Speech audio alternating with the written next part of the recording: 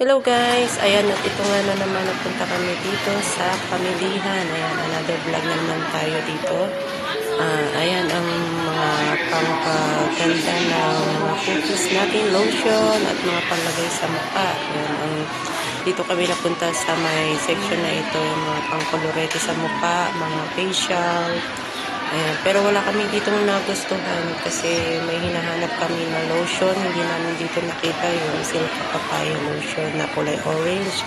Hindi namin nakita. At napunta nga kami dito sa pang Pinoy food. Ayan, nakita namin ang mga product ng Philippines. Namis talaga namin yung product ng Philippines. Meron dito silang, ayan, alamang, ayan, star margarine. Alamang bagoong yun yung nasa taas kanina.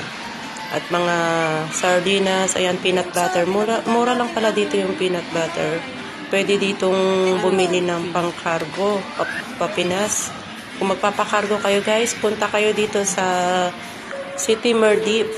Dito lang yan sa may Dubai. Punta kayo dito, makakaminos talaga kayo. Ang daming mga murang mga bilihin dito sa pamilihan na to. Ayan, gusto ko yan, chippy na yan. Yan ang binili ko. My favorites, chippy red. Ayan, ang binili ko na pang crackers. At meron din mga noodles dito, pang Pinoy food talaga. Napunta namin itong section na to. Namiss namin kumain ng Pinoy food. Meron din mga pansit canton na yun. Parang nagsasawa rin kami sa mga Indomie. Gusto namin tumikim ng pang Pinoy food. Sutanghon, ayan, sutanghon talaga. Lagi kong binibili yan tuwing pupunta kami sa pamilya.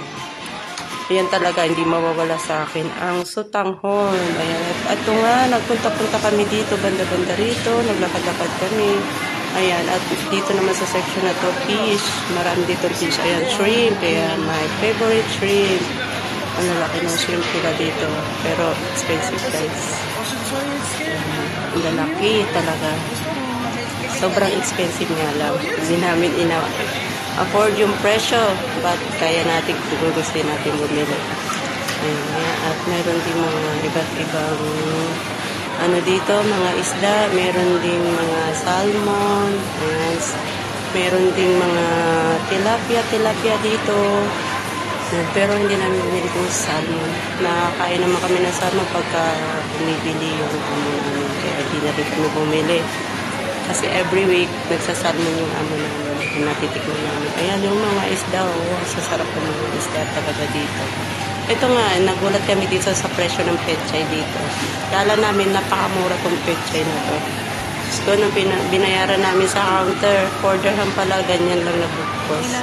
Mahal pala ng pechay dito. Basta mga lips pala, ang mamahal pala. Pero binili namin kasi miss nga namin kumain ng Pinoy food. Ihahalo namin siya sa sarap. So, yan, magbabayad na kami sa counter.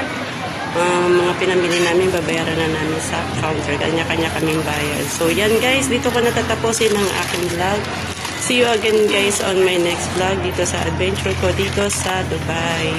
Ayan, kailangan namin magbayad. Hindi ko na kailangan mag-video. Bawal na mag-video dito sa counter. So, yan guys.